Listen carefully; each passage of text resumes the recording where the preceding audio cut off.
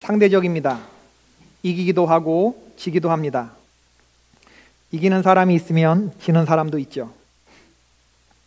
늘 승리만 한다면, 전쟁에서 맨날 승리만 한다면 얼마나 좋겠습니까마는 그렇게 되는 법은 없습니다. 하나님은 이스라엘에게 큰 승리를 안겨주시기도 했지만 때로는 전쟁에 참패하기를 하심으로 하나님의 메시지를 교훈하셨습니다. 오늘 사무엘상 본문에서 이스라엘 백성들의 주적은 블레셋이었습니다. 이스라엘은 블레셋과의 싸움에서 계속해서 지고 있었죠. 그 당시 이스라엘을 다스리는 이스라엘의 지도자는 나이가 98세 된 늙고 비둔한, 아마 뚱뚱했던 모양이에요. 엘리 제사장이었고, 전쟁을 주관하는 사람은 그의 두 아들인 홈니와 비느하스라는 아들들이었습니다. 성경은 사무엘상 3장 12절에서 이 엘리 제사장의 두 아들이 어떠한 사람들이었는지를 매우 길게 설명하고 있어요. 한마디로 말하면 제사장의 아들들인데 그들은 여호와를 알지 못하였다고 했습니다. 아버지가 제사장인데, 하나님을 섬기는 제사장인데 여호와를 알지 못하다니. 이들 두 아들은 하나님께 드리는 제사를 멸시했습니다. 실로의 성소에 제사를 드리러 나오는 모든 이스라엘 백성들의 제물을 갈취했는데 삼지창, 삼고리를 가지고, 삼지창, 이 쇠 갈쿠리를 가지고 그들의 제물을 가로챘다고 했어요. 또한 회막문에서 수종드는 여인들과 동침하면서 하나님의 향해서 악행을 서슴지 않았죠. 이런 아들들의 악행에 대해서 엘리 제사장들이 백성들의 원성이 있음을 알고 꾸중을 해보지만 소용이 없었습니다. 홈니와 비느하스가 아버지의 말을 듣지 않았다고 했죠. 성경은 말합니다. 엘리 제사장이 두 아들들에게 말하기를, 사람이 사람에게 범죄하면 하나님이 심판하시리니 만일 사람이 여호와께 범죄하면 누가 그를 위하여 간구하겠느냐 하되 그들이 자기 아버지의 말을 듣지 아니하였으니 이는 여호와께서 그들을 죽이기로 뜻하셨음이더라. 하나님은 이스라엘을 징계하시기로 뜻하셨고 블레셋을 일으켜서 이스라엘을 치게 하셨습니다. 아벡 골짜기의 전투에서 이스라엘의 4,000명의 군사가 죽습니다. 그러자 다급해진 이스라엘의 장로들이 모여서 의논한 결과 우리에겐 언약궤가 있지 않냐, 언약궤의 신통력을 믿고 그것을 앞세워서 2차 전투에 나가서 서력하자고 했습니다. 그래서 실로에 모셔진 성소에 모셔진 언약궤를 전쟁터로 옮겨와 봤지만 결과는 참패였죠. 또다시 3만 명의 군사들이 죽었을 뿐만 아니라 두 아들 홈니와 비느하스가 전쟁터에서 죽게 됩니다. 이 소식을 들은 제사장 엘리도 의자에 앉아있다가 뒤로 넘어져서 문 곁에서 목이 부러져 죽었다고 했죠. 그리고 언약궤는 블레셋 사람들에게로 빼앗깁니다. 블레셋 사람들은 언약궤를 뺏고 나서 신이 났습니다. 언약궤를 싸움터 에벤에셀에서부터 아스돗으로 가져오죠. 그리고 자기들이 섬기는 다곤 신전에 여호와의 궤를 갖다 놓는데 이상한 일은 자고 일어났더니 다곤 신의, 여호와의 궤 앞에 있었던 다곤 신의 목이 부러져서 두 손목이 끊어지고 문지방이 있고 몸뚱이만 남는 것이었습니다. 뿐만 아니라 그 지역에 독충이 번지는데 견딜 수가 없게 되었죠. 블레셋의 주요한 도시인 가드, 에그론 이런 쪽으로 여호와의 궤를 옮겨보지만 가는 곳마다 동일하게 이러한 역사들이 일어나는 거예요. 재앙이 생기고 전염병이 돌면서 민심이 크게 흉흉해지자 블레셋의 정치가들은 물샐 틈 없이 완벽한 어떤 계략을 세우는데 이스라엘로 언약궤를 돌려보내자. 보내는데 그 보내는 방식이 두 마리의 소를 택하고 한 번도 달구지를, 멍에를 메어보지 못한 두 암소를 구하는데 처음부터 달구지를 메고 얌전한 소가 어디 있겠습니까? 곧장 걸어갈 리가 없는데 이 암소를 정해서 두 마리 다 새끼를 낳고 젖이 퉁퉁 부른 그런 암소들을 구해서 새끼들은 뒤쪽에 붙잡아 메고 그리고 거기에 수레를 메고 이스라엘 나라까지 벳세메스로 곧장 걸어가면 이 재앙은 하나님께로부터 온 것이고 그렇지 않으면 우연의 일치로 알자, 이런 계략을 갖게 된 것이죠. 여러분, 새끼의 애절한 울음소리를 들으면서 몰입꾼도 없이 그 수레가 그 본래의 지경길로 돌아가서 벳세메스로 계속 가게 될 그 가능성은 처음부터 0%인 거죠. 참으로 기가 막히게 간교한 그런 술책이었는데 예수님 태어나시기 1100년 전에 일어났던 일이고 오늘 본문 전에 일어난 그런 사건의 배경이죠. 수레에 금 모양으로, 요즘에 그 금은방 가면 금 모양으로 거북이도 있고 돼지도 있고 그런 거 있잖아요.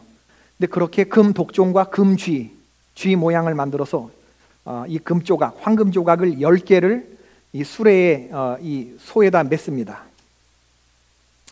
여러분, 만약에 이 벳세메스로 가는 이 암소들이 좌로로 치우치고 똑바로 가지 아니하면 이 황금 조각은 누구의 것이 되느냐? 블레셋 다곤 신전의 사이비 종교인들의 주머니에 들어갈 것이고, 권력자들도 나쁘지 않아요. 흉흉한 민심을 잠재우고 다시 백성들의 분열이 없이 권력을 누릴 수가 있으니까. 그런데 신기하게도 뜻하지 않게도 여호와의 언약궤를 메고 가던 이 두 암소가 레위 사람들의 성읍인 벳세메스의 길로 똑바로 충성스럽게 걸어갔다. 이게 오늘 우리가 읽은 본문입니다. 사무엘상 6장 2절에 그 있던 곳으로 돌아가는 언약궤, 그 있던 하나님의 말씀이 하나님의 백성 가운데 있어야 되는데 전쟁 중에서 빼앗겼잖아요. 이제 하나님이 자기 발로 찾아오시는 겁니다. 그 있던 곳으로 돌아가는 언약궤, 사무엘상 6장 2절에 나와 있는 그 있던 곳으로 돌아오는 언약궤가 아기 예수의 탄생을 기다리는 이 절기에 하나님이 말 못하는 짐승을 통해서 우리에게 주시는 준엄한 메시지가 무엇인지를 살펴보기자 하는 거예요. 오늘 본문에 등장하는 이 두 마리의 소는 다섯도에서, 블레셋의 다섯도에서 엄선한 것들이었습니다. 아무 뜻도 없이 그냥 붙들려온 소가 아니었어요. 쟁기질이나 논밭갈이 씻는 정도의 일이 아니었습니다. 하나님의 법궤를 메고 그 있던 곳으로 돌아가게 할 목적으로 부름받은 그러한 소들이었죠. 블레셋 방백들은 하나님의 법궤가 그 있던 곳으로 돌아가는 일을 위해서 그 일에 가장 젬병인 소들이라고 생각했던 그 소들을 불렀어요. 그 일을 가장 못할 소들, 못할 요소들만 갖추고 있는 그러한 암소들, 사명을 위해서 불려진 그런 소이기는 하지만 그 사명을 제일 감당 못할 것 같은, 그 사명에 가장 젬병일 것 같은 두 암소. 그런데 결론적으로 하나님은 그 젬병일 것 같은 두 소를 이용해서 가장 그 일을 잘 해내시는 기적을 보여주셨습니다. 우리는 미국에서 살지만 우리 중에 미국에서 태어난 사람이 있습니까? 하나님께서 왜 넓은 이 지구에서 한국인으로 태어나게 하시고 태평양을 건너게 하시고 이곳 실리콘밸리, 그것도 많고 많은 교회 가운데서 이 작은 선한샘 교회에 이 장소에 이렇게 앉게 하신 목적이 무엇일까? 여러분, 한번 하나님이 부르신 그 사명을 생각해 보신 적이 있으십니까? 무슨 사명을 맡기시려고 저와 여러분을 이곳에 부르셨다고 생각하세요? 아무런 의미 없이 부르셨을까요? 만일 그렇다면 우리를 이곳으로 보내지 않으셨거나 이제 불러가실 것이라고 저는 생각해요. 하나님은 지금도 우리에게 여전히 생명과 건강과 탤런트를 우리 몸에 지니게 하시고 사명을 감당하기를 원하고 계신다. 하나님은 지금도 저와 여러분의 심장을 평균적으로 103,689번 뛰게 하시고 1억 6,800만 마일의 피가 지금도 우리의 몸 안을 달리고 있으며 하루에 숨을 23,040번 쉬게 하시고 700만 개의 뇌세포를 사용하여 우리가 말하고 행동하게 하십니다. 젊은이도 그렇고 늙은이도 그렇습니다. 왜 하나님은 우리의 생명을 하루하루 연장시켜 주시고 어제도 살게 하시고 오늘도 살게 하시고 내일도 살게 하시는 이유가 무엇이라고 생각하십니까? 그것은 사명 때문인 줄로 믿습니다. 단순히 내 한 몸 잘 먹고 잘 살게 하시려고 하나님이 우리를 이 자리에 앉게 하신 것이 아니에요. 있는데 없다고 하지 마십시다. 하나님이 내게 기대하시는 사명, 그 사명을 발견해야 하고 깨닫는 여러분들이 되기를 바랍니다. 이 사명을 향해서 지금 우리는 벳세메스를 향해서 가는 이 소처럼 첫 걸음을 내디뎌야 하는 것이죠. 이 소들은 어떤 소들이었나 몇 가지로 살펴보기를 바라는데, 이 두 마리 암소는 좌우로 치우치지 않았다. 뒤를 돌아보지 않았다. 이 두 마리 암소가 숭고하다고 생각되는 이유는 첫 번째, 뒤에는 새끼가 목매어 울고 있어요. 전나는 암소였다고 하니 새끼에 대한 애착심이 남달랐지 않았겠습니까? 이 암소는 본능조차 거스리면서 앞으로 나아갔어요. 오늘 아동 세례를, 유아 세례를 받으시는 부모 입장에서 한번 생각해 보세요. 새끼를 띄워놓고 그리고 계속 간다고 하는 것이 이게 쉬운 얘기입니까? 옆으로는 밀과 보리가 여물어서 타작하는 시기였다고 13절에 기록되어 있는데 피곤하고 배고픈 이들에게 먹을 욕심 또한 왜 생기지 않았겠습니까? 그러나 그런 유혹에도 견눈질하지 않았어요. 처음 매보는 멍에이니까 목덜미에 피가 맺히고 쓸려서 쓰라리고 아팠겠지요. 그 자리에 주저앉아 쉬고 싶었겠지요. 벳세메스 목적지까지 가는 길이 얼마나 힘든 일이었습니까? 이 두 마리 암소는 12절에 가면서 울었다고 했습니다. 울면서 갔다고 했어요. 눈물 없이 못 가는 길이었기에 눈물을 흘리며 간 거죠. 뒤를 돌아보지 아니했습니다. 새끼를 쳐다보지 않았어요. 옆을 쳐다보지도 않았습니다. 오직 사명을 향해서 앞만 보고 나아간 소였죠. 산에는 고갯길이 있고 강에는 물길이 있습니다. 바다에는 뱃길이 있고 하늘에도 하늘길이 있고 항로라는 게 있고 도시에는 차가 다니는 도로라는 게 있고 사람들이 다니는 인도라는 것이 있습니다. 우리가 다니는 길에는 지켜져야 할 약속들이 필요하죠. 아무리 급해도 시속 몇 마일 이상을 넘지 말아야 하고 추월 금지 사인이 붙여진 곳에서는 추월을 금지해야 합니다.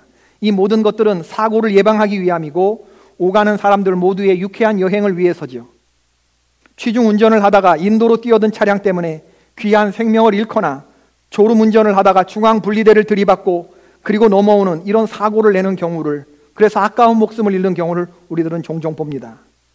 왜 이러한 일들이 일어나는가? 자기에게 주어진 길을 똑바로 가지 않고 비틀거린 대가입니다. 우리 성도들에게도 길이 있습니다. 그 길은 일찍이 예수님이 말씀하신 길이죠. 예수님은 우리에게 내가 곧 길이라고 말씀하셨습니다. 그럼 우리는 예수님을 향해 걸어나가야 하고 예수님이 걸어가신 그 길을 따라 걸어야 하는 줄로 믿습니다. 좌로나 우로나 치우쳐서는 안 되고 뒤를 돌아보아서도 안 돼요. 예수께서 제자들에게 이르시되 아무든지 나를 따라오려거든 자기를 부인해야 한다. 자기의 십자가를 지고 나를 따라야 한다. 마태복음 16장 24절에서 말씀하셨죠. 나를 따라오려거든 나만 보라는 거예요. 나를 따른다고 하면서 뒤를 돌아보거나 새끼를 보거나 옆에 밀밭을 보거나 그렇게 해서는 안 된다는 거예요. 그런 것들에 눈길을 주다 보면 사명을 그르치게 되고 좌로 우로 치우치게 된다. 벳세메스를 향하여 시선을 고정하고 부르심의 길만을 따라 나서는 그러한 하나님의 백성들 되시기를 주님의 이름으로 축원을 드립니다. 이 두 마리는 서로 보조를 맞추었어요. 다른 곳 출신일 가능성이 큽니다. 블레셋의 각도에서 뽑혀 올라온 것이니까 하나는 전라도에서 왔을 것이고 또 하나는 경상도에서 왔을 가능성이 크죠. 하나는 영남 출신이고 하나는 호남 출신입니다. 둘이 잘 어울리겠습니까? 영남과 호남이 잘 어울리겠습니까? 이 둘이는 서로 보조를 맞추어서 처음부터 끝까지 함께 했어요. 어떻게 이런 일이 있을 수가 있을까? 서로 마음을 맞추고 걸음을 맞춘다는 것이 얼마나 어려운 일인지 모릅니다. 이건 어려운 일이기에 앞서서 귀찮은 일이고 둘이 마음을 맞춘다는 건 짜증나는 일이고 그리고 이것은 화나는 일이기까지 해요. 결혼식 때 사랑하는 신랑 신부 서로 사랑하는 관계인데 입장할 때 보면 리허설을 다 했음에도 불구하고 발 하나 제대로 맞추지 못하는 것을 보면서 자꾸 틀리는 것을 보면서 보조를 맞춘다는 게 참 쉽지 않다는 것을 깨달아요. 여기 두 암소를 보십시오. 그들은 둘 다 뒤에 둔 새끼를 잊어버림에 한 마음을 가졌는지도 모르겠어요. 배고픔을 참으면서 바로 옆에 보이는 음식물들을 먹지 않음에 의견의 차이가 있었는지는 모르겠지만 오히려 배고른 소리에 서로 마음을 맞추고 합주하면서 서로를 위로하고 보조를 맞추었는지도 모르겠습니다. 처음 매보는 멍에이니까 힘드니까 쉬다 가자 그럴 수도 있겠고 두 갈래 길이 나타났을 때 서로 마음이 틀릴 수도 있었겠습니다. 그렇지만 그들은 한 가지 목적, 한 가지 길로 서로 가기 위해서 마음을 맞추고 길을 맞추고 서로 양보하고 이해하고 참음으로 보조를 맞추었죠. 우리는 창세기 5장에 등장하는 에녹이라고 하는 인물을 알고 있는데 성경에서 가장 오래 산 사람이 무드셀라거든요. 그의 아버지입니다. 성경은 쭉 여러 사람의 이름을 족보처럼 나열하다가 에녹이라고 하는 사람의 이름 앞에서 잠깐 멈춰요. 그리고 숨을 고릅니다. 그리고 에녹에 대해서 한마디를 덧붙이는데 에녹은 무드셀라를 65세에 낳았고 이후로 300년 동안 하나님과 동행하였더라. 여러분, 우리가 인생을 다 산 후에 그의 인생을 한 줄 평가로 어떤 평가를 들었으면 여러분 좋겠다고 생각하세요? 아무개 장로님이요, 그는 평생 하나님과 보조를 맞춘 분이었지요. 얼마나 아름다운 그러한 평가입니까? 하나님과 동행하고 하나님의 보조를 맞추면서 주님보다 앞서지도 않고 뒤처지지도 않고 함께 손잡고 걸어간 인생, 이런 인생들이 얼마나 복이 있는 인생이겠습니까?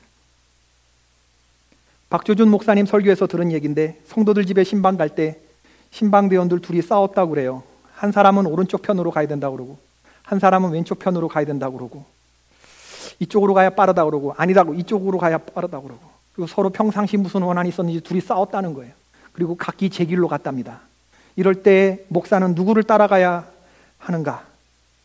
사모를 따라가야 되는 줄로, 사모님 가는 쪽으로 따라가야 된다는데, 서로 끝내 굽히지 않고 말싸움을 벌이다가 한 사람 오른편 골목, 한 사람 왼편 골목으로 갔다는데, 결국에 목적지에서 신방하려고 하는 집에서 다 모이지 않았겠습니까?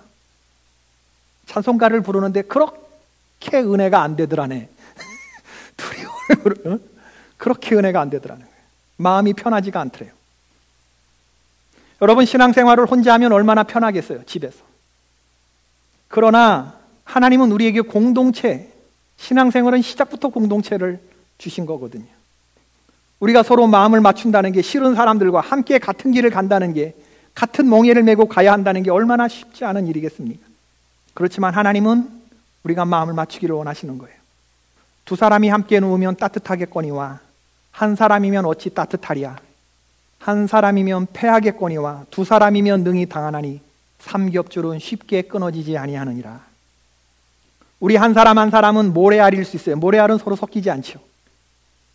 우리 개인들을 보자면 모래알 같아서 서로 반죽이 되기 힘든 측면이 있는지 모르겠지만, 예수 그리스도의 보혈이 우리 가운데 흐를 때에 시멘트보다도 더 단단하고 견고한 하나님의 교회, 굳은 반죽이 될 수 있는 줄로 믿습니다.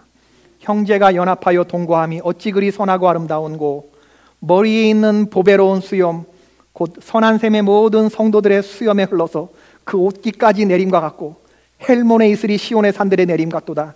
거기서 여호와께서 복을 명하셨으니 곧 영생이로다. 할렐루야. 보조를 맞추시는 신앙생활 하시는 주의 종들이 되시기를 축원합니다.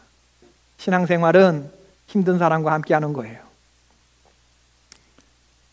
세 번째로, 이들은 번제물로 드려졌습니다. 이 암소의 결론을 보십시다. 하나님의 교회가 돌아오는 것을 보고 이스라엘 사람들은 기뻐서 어쩔 줄을 몰라 했다는데, 그런데 이 소의 운명이 수레를 부수어서 나무 땔감으로 하고 이 두 마리 암소를 희생제물로 해서 번제를 드렸다는 거예요. 여러분, 번제라는 건요, 홀랑 다 태우는 겁니다. 내장을 가르고 배를 가르고 내장을 다 꺼내고 다 태우는 거예요.